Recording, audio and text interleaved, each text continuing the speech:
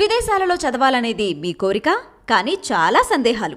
వీటన్నిటికీ full stop పెట్టి మీ dreams fulfil చేసుకోండి. Contact Videsh consults.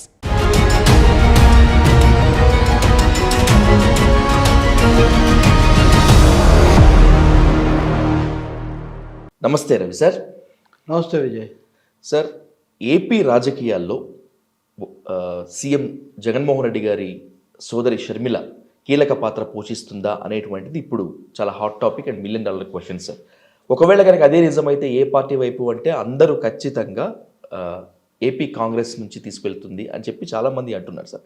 దానికి తోడు ఏపీ పీసీసీ చీఫ్ రుద్రరాజు గారి స్టేట్మెంట్ కూడా ఇందుకు జత కలుస్తుంది. దానిలో భాగంగానే చంద్రబాబు గారికి ప్రత్యేకంగా క్రిస్మస్ కానుక పంపించారు అనేటువంటిది ఒక టాపిక్ సార్. స్పెక్యులేషన్స్ ఎలా ఉన్నప్పటికీ కూడా షర్మిల గారు ఇప్పుడు ఏపీ కాంగ్రెస్ తరపున ఎంట్రీ ఇచ్చే ఛాన్స్ ఉందా? ఒకవేళ కనుక అదే నిజమైతే అసలు ఇంపాక్ట్ అనేటువంటిది ఉంటుందా సార్? అంటే మీరు మీ ప్రశ్న మొదట్లో ఏపీలో కీలక పాత్ర వహిస్తుందనే స్పెక్యులేషన్. ఇంపాక్ట్ ఉంటుందా అనేది మీ చివరి వాక్యం సార్. ఈ రెండింటికి మధ్యలో చాలా తేడా ఉంది. ఈ షర్మిల పాత్ర గురించిన చర్చలో ఈ రెండు వైరుధ్యాలు పూర్తిగా ఉన్నాయి. ఇప్పుడు మొట్టమొదటిసారిగా ఎన్నికలకు ఒక 2 నెలల ముందో 3 నెలల ముందో అక్కడ ప్రవేశిస్తాను ఆ రాష్ట్రంలో అంటున్న ఒక నాయకురాలు, ఆమె ప్రభావము అంత కీలకంగా ఉండటం అనేది ఎలా సాధ్యం? అసలు ఎందుకు వస్తుంది అంత కీలక పాత్ర? చంద్రబాబు నాయుడు, పవన్ కళ్యాణ్, లేకపోతే ముఖ్యమంత్రి జగన్మోహన్ రెడ్డి, అంతకుముందున్న పార్టీలు, పురంధేశ్వరి, అక్కడ ఉన్న పాత్రధారులు, సూత్రధారులు ఎవరు అక్కడ ఉన్నారు. షర్మిలతో కూడా ఎవరున్నారు అనేది వేరే వేరే విషయం కావచ్చు, కానీ ఆమె వెళ్ళి తన పాత్ర తాను పోషించగలుగుతారు, తను కొంత దోహదం చేస్తారు అంతవరకు తప్ప ఆమె కీలక పాత్రధారి అయిపోవటము, ఆమె రాకతో చాలా డ్రామాటిక్ చేంజెస్, నాటకీయంగా తలకిందులవటం అనేది ఎందుకు జరుగుతుంది అసలు? వాస్తవంగా ఒక పని జరిగితే జరుగుతుంది. అదేంటంటే ఆమె చాలా నేరుగా ప్రత్యక్షంగా ఒక చెల్లెలిగా అన్న మీద చాలా తీవ్రమైన దాడి చేసి ఏమన్నా ఇంతవరకు మనం ఎవరైనా వినని విషయాలు లేదా సోకాల్డ్ రహస్యాలు ఏమన్నా బయట పెట్టి ఇదంతా చేస్తే అప్పుడు ఏమన్నా మీరు అన్నట్టుగా లేదా చాలామంది అంటున్నట్టుగా కొంత ఎక్కువ ప్రభావం, సంచలనం రావచ్చు. కానీ గత 4 ఏళ్లలో షర్మిల రాజకీయం నడిపిన తీరు చూస్తే అందుకు అవకాశం చాలా చాలా తక్కువ సార్. ఆమె ఏ రోజు అప్పుడు తెలంగాణ అన్నారు కాబట్టి ఆంధ్రప్రదేశ్ జోలికి పోలేదు. 1-2 సార్లు జగన్ గురించి పరోక్షంగా వర్తించే విధంగా మాట్లాడినప్పటికీ కూడా ప్రత్యక్షంగా ఏ రోజు అక్కడ చేయలేదు ఆమె. పైగా అప్పుడు ఆమె పెట్టుకున్న పార్టీ పేరే టీపీ, తెలంగాణ పార్టీ కాబట్టి. పోనీ ఇప్పుడు ఆమె ఆంధ్రలో ప్రవేశించాలనుకుంటే ఆమె షర్మిల ఆంధ్రప్రదేశ్ పార్టీ అని ఏమైనా కొత్తగా పెట్టుకుంటారా? లేకపోతే వైఎస్ఆర్ పార్టీ అని పెట్టుకోలేరు, ఎందుకంటే అక్కడ పాలక పార్టీ పేరే అది కాబట్టి. అదొక పెద్ద ప్రశ్న. రెండోది, ఆమె కాంగ్రెస్కు మద్దతు తెలిపారు సరే, కానీ రేవంత్కు మద్దతు తెలపలేదు. ఆయన ఇప్పుడు ముఖ్యమంత్రిగా ఉన్నాడు. ఆ సందర్భంలో, ఆ వేడుకలో, ఆ విజయంలో ఆమె బహిరంగ పాలు పంచుకోలేదు. నన్ను అడిగితే తెలంగాణ రాజకీయాల్లో మటుకు షర్మిల పాత్ర శూన్యం. Okay sir. ఓ డిజాస్టర్. ఆమె బయలుదేరిన రోజు మాట్లాడింది, తర్వాత ముగించిన రోజు ముగింపు కూడా అంత ప్రముఖంగా లేకుండా పోయినటువంటి ఒక పరిస్థితి. ఇప్పుడు నేను తెలంగాణ గడ్డ మీదే ఉంటాను, తెలంగాణ గడ్డ మీద ఇవన్నీ చేస్తానని తెలంగాణ యాంగిలే చెప్పిన వ్యక్తి ఆంధ్రప్రదేశ్లో పాత్ర నిర్వహించాలని బయలుదేరటం అంటేనే తెలంగాణ అధ్యాయం దాదాపు ముగింపు. సో ఇవన్నీ కఠోర వాస్తవాలు, ఎవరికి నచ్చినా నచ్చకపోయినా. అంటే అన్న చెల్లెళ్ళకు కూడా ఒక కుటుంబంలో సమస్య వచ్చింది, తగాదా వచ్చింది కాబట్టి దాని గురించి దాంట్లో సహజంగా ఉండే సెంటిమెంట్ల నుండి, లేకపోతే అనేక రకాల ఆసక్తికరమైన విషయాలు, కొంతమందికి రకరకాల ఆసక్తులు ఉంటాయి, అట్లా మాట్లాడుకుంటే వేరే విషయం. కానీ పొలిటికల్గా మాట్లాడితే మటుకు ఏ ప్రాతిపదికన ఆమె తెలంగాణలోకి వచ్చిందో అది ఇక్కడ పూర్తిగా నెరవేరలేదు. Okay sir. కాంగ్రెస్తో ఆమె ఏ ప్రాతిపదికన చర్చలు జరిపారు, కాంగ్రెస్కు ఆమెకు సంబంధాలు ఏ మేరకు ఉన్నాయి, ఎంత ప్రాధాన్యత ఉంది కాంగ్రెస్లో అన్నది కూడా ఇప్పటికీ మనకు అస్పష్టం. ఎందుకంటే ఆమె ప్రచారము చేయలేదు, విజయం తర్వాత ఎవరు ఆమెను పిలవలేదు, ఆఖరికి మాణిక్యం ఠాకూర్ లాంటి వాడు కూడా ప్రస్తావించలేదు ప్రాధాన్యత సంగతి. తర్వాత డీకే శివకుమార్కు దగ్గరగా ఉంటారనుకుంటే డీకే శివకుమార్ కూడా మొదట్లో ఈమె వెళ్ళి కలిసినప్పుడు తప్ప తర్వాత ఆయన ఏం ప్రస్తావన లేదు, ఆయన వెళ్ళిపోయాడు. అందుకనే ఇక్కడ కాంగ్రెస్ ఎలా చూస్తుంది అన్నది కూడా అస్పష్టత ఉంది. కాకపోతే అప్పుడు కూడా రాహుల్ గాంధీకి రాజశేఖర రెడ్డికి జోహార్లు అర్పించినందుకు ఈమె కృతజ్ఞతలు తెలపడం ఇట్లాంటివి కొన్ని జరిగాయి. కాంగ్రెస్ నాయకులు ఇడుపులపాయకి వచ్చి జోహార్లు అర్పించడం లాంటివి కొన్ని జరిగాయి. అంతవరకు జరిగింది. సో ఇప్పుడు ఆమె ఆంధ్రప్రదేశ్కు తప్పకుండా రావచ్చు. ఆమె అక్కడ రాజశేఖర రెడ్డి కుమార్తె ఆంధ్రప్రదేశ్కు రావడానికి ఎవరి అభ్యంతరం ఏముంటుంది? అయితే ఎలా వస్తారు దీని మీద కాంగ్రెస్ పేరు వస్తూ ఉంది కాబట్టి కాంగ్రెస్ ఏపీ అధ్యక్షుడు గిడుగు రుద్రరాజు ఈరోజే మీడియాతో మాట్లాడుతూ నేను కూడా వింటున్నాను షర్మిల వస్తుందని, వస్తే మేము స్వాగతిస్తాము. ఇదొక తేడా. తెలంగాణలో ఆమెను స్వాగతించలేదు రేవంత్ రెడ్డి కానీ ఆయన టీం కానీ ఆమెను స్వాగతించలేదు. ఆమె కూడా రేవంత్ను స్వాగతించలేదు. ఆంధ్రప్రదేశ్లో కూడా కుటుంబ సభ్యురాలు అయినప్పటికీ వైఎస్ కుటుంబం తరఫున ఇప్పుడు పెద్ద ముఖ్యుడిగా ఉన్నటువంటి ముఖ్యమంత్రి స్వాగతించే అవకాశం ఉండదు. ఎందుకంటే వైఎస్ఆర్ పార్టీ తరఫున అక్కడ ప్రచారం చేయరు కాబట్టి. ఇంకా తర్వాత కాంగ్రెస్, ఆమె కాంగ్రెస్తో అంతకుముందు జగన్ హయాంలో వచ్చినటువంటి తేడాను కాస్త లేకపోతే రాజశేఖర రెడ్డి మీద కేసులు పెట్టడం ఇట్లాంటి వాటిని సర్దుబాటు చేసుకొని సోనియా ఇచ్చిన ఎక్స్ప్లెనేషన్ను ఆమోదిస్తున్నట్టుగా అది పర్వాలేదు అన్నట్టుగా ఆమె చెప్పి ఉన్నారు కాబట్టి కాంగ్రెస్ పార్టీలో ప్రవేశించడానికి ఒక అవకాశం ఉంది. కానీ వాళ్ళు చేర్చుకోవడానికి ఎంత అవకాశం ఉంది? వాళ్ళు ఇక్కడ చేర్చుకుంది అప్పుడు ఇక్కడ చేర్చుకున్నది అక్కడ పని చేయించుకోవడానికే అని అందరు చెప్పారు. ఆంధ్రలో ఉపయోగపడతారని, తెలంగాణలో అవకాశం ఇచ్చారని. కాబట్టి ఇప్పుడు ఆంధ్రలో ఆమెను ఎలా ఉపయోగించుకుంటారు? రుద్రరాజు కూడా అంటున్నారు నేను స్వాగతిస్తానని. కానీ ఏకంగా ఆయన పదవికి ఎసరు పెట్టే విధంగా షర్మిలని అధ్యక్షురాలుగా నియమిస్తారని కొన్ని అత్యుత్సాహ కథనాలు వస్తున్నాయి. నిజం కూడా కావచ్చు, కొన్ని నిజమయ్యాయి గతంలో. కాబట్టి నేను వాటిని కొట్టేయట్లేదు. అంటే నా అధ్యక్ష పదవిలోకి ఆమె వస్తే కూడా ఓకే అని రుద్రరాజు గారు అంటారేమో నాకు తెలియదు. కానీ ఇక్కడ ఒక ఉమ్మడి అంశం మట్టుకుంది. కేవీపీ రామచంద్రకు అనుకూలమైన వ్యక్తే రుద్రరాజు. ఆయన నియామకానికి అది ఒక ముఖ్యమైన ఫ్యాక్టర్. షర్మిలకు కూడా ఆయనతో మంచి సంబంధాలు, వాళ్ళ నాన్నకు అంత ప్రాణ స్నేహితుడు కాబట్టి అవన్నీ కూడా ఉన్నాయి. కాబట్టి ఇవి వాళ్ళు అనుకున్న దాని ప్రకారం జరుగుతాయి. షర్మిల కానీ కేవీపీకి అధిష్టానంతో ఉన్న సంబంధాలు వాళ్ళు ఎలా చూస్తారన్న ఒక ప్రశ్న కూడా ఇక్కడ ఉంది.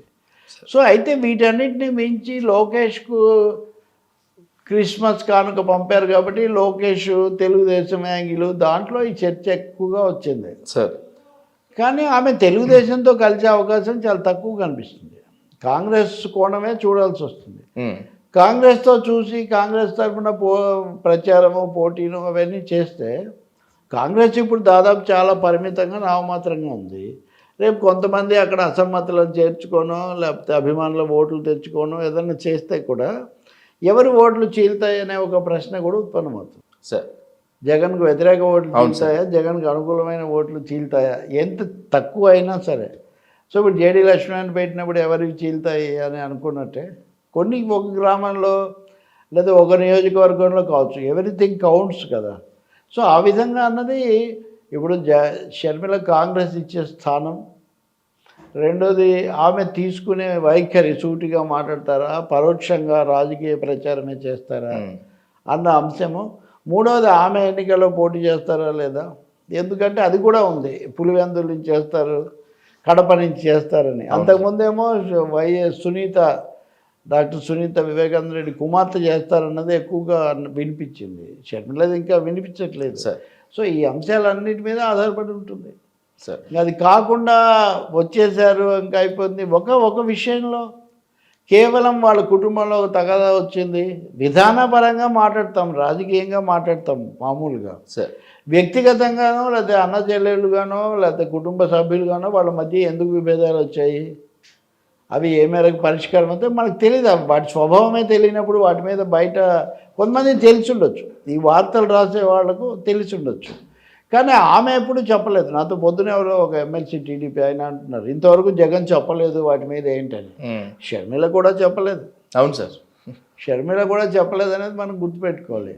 అలాగే షర్మిల పార్టీ ఏర్పాటు చేయడం వీటన్నిటికీ సహకరించిన వాళ్ళల్లో జగన్కు సన్నిహితులైన వాళ్ళు కూడా ఉన్నారు, ప్రత్యక్షంగానో పరోక్షంగానో. ఆ విషయం కూడా అందరికీ తెలుసు. ఓకే సార్, ఎవరు ఏంటి ఎంతవరకు చేశారు, కొంత దూరం వచ్చారు, తర్వాత ఆగిపోయి ఉండొచ్చు. కానీ అందువల్ల అస్సలు కామన్ ఫ్రెండ్సే లేరు అన్న పరిస్థితి కూడా ఏం లేదు.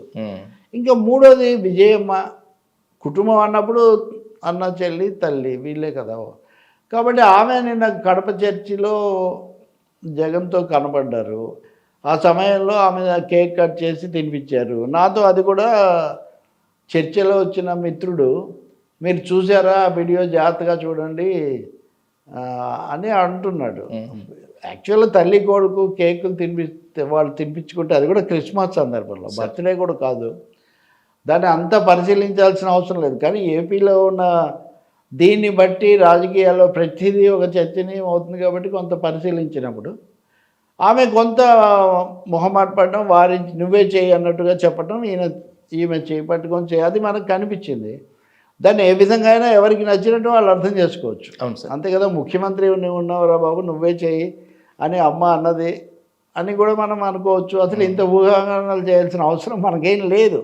సామాన్య ప్రజలకు సార్ ఇప్పుడు హఠాత్తుగా షర్మిల పక్షం తీసుకొని చాలా ఇంత చేస్తారు అనేవాళ్ళు కానీ, లేదంటే వైసీపీలో ఉన్న వాళ్లకు అన్న ప్రభుత్వం ఇవన్నీ ఉంటే కాదని వెళ్ళి అక్కడ చేస్తారా అనేవాళ్ళు కూడా ఉంటారు. ఇవన్నీ వాళ్ళ కోణాలను బట్టి వాళ్ళ పరిస్థితిని బట్టి ఉంటుంది. కానీ నేను ఒక అంగన్వాడీల సమ్మె గురించి చేయాలన్నట్టు, లేదా ఒక మున్సిపల్ వర్కర్ల గురించి చెప్పాలన్నట్టు, ఒక విశాఖ ప్రైవేటీకరణ ఆపండి అన్నట్టుగా షర్మిల జగన్ మధ్యలో ఒక వైఖరి తీసుకోవాల్సిన అవసరం బయట వాళ్ళకి ఎంత మాత్రం సార్ లేదా జరగదు కూడా అనుకుంటాను నేను. కాంగ్రెస్ ప్లే చేస్తున్న పాలిటిక్స్ ఏంటి అనే దాని మీద ఆధారపడి ఉంటుంది. సో రెండవది బీజేపీతో వెళ్తామని వెళ్ళాలని బీజేపీతోనే ఉన్న పవన్ కళ్యాణ్, వెళ్ళాలని ఇష్టపడుతున్న తెలుగుదేశం, వీళ్ళ క్యాంపులో షర్మిల ఫ్యామిలీ విషయం పక్కన పెట్టండి. Okay sir. కుటుంబము రాజశేఖర రెడ్డి వర్సెస్ జగన్ వర్సెస్ చంద్రబాబు అది పక్కన పెడదాం.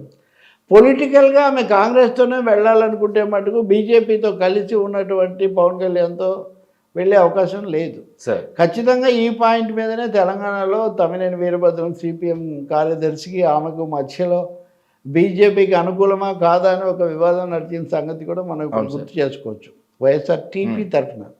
సో ఇప్పుడు ఏపీ కాంగ్రెస్లోకి ఆమె కనుక వెళ్తే ఓకే సార్, బీజేపీకి దగ్గరగా ఉండే వాళ్ళ దగ్గరికి ఎలా వెళ్తారనే ఒక ప్రశ్న కూడా వస్తుంది. సో ఇందులో పర్సనల్, ఫ్యామిలీ, పొలిటికల్ క్వశ్చన్స్ అనేక మిగిలి ఉన్నాయి.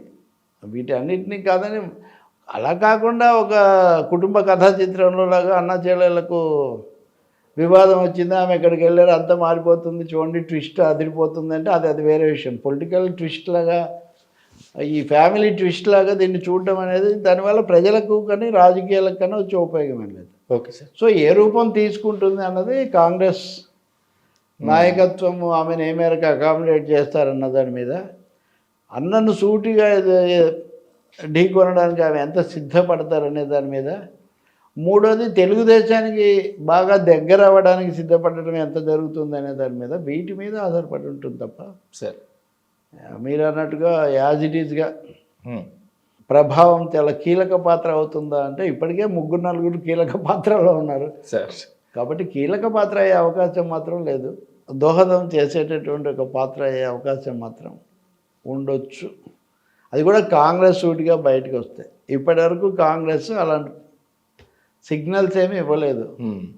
మరి ఆమెను ప్రోత్సహిస్తున్నా లేకపోతే ఆమెకు అండగా ఉన్నటువంటి పెద్దలు ఏదైనా ఒక వైఖరి తీసుకుంటే అది జరగవచ్చు. Sir thank you sir.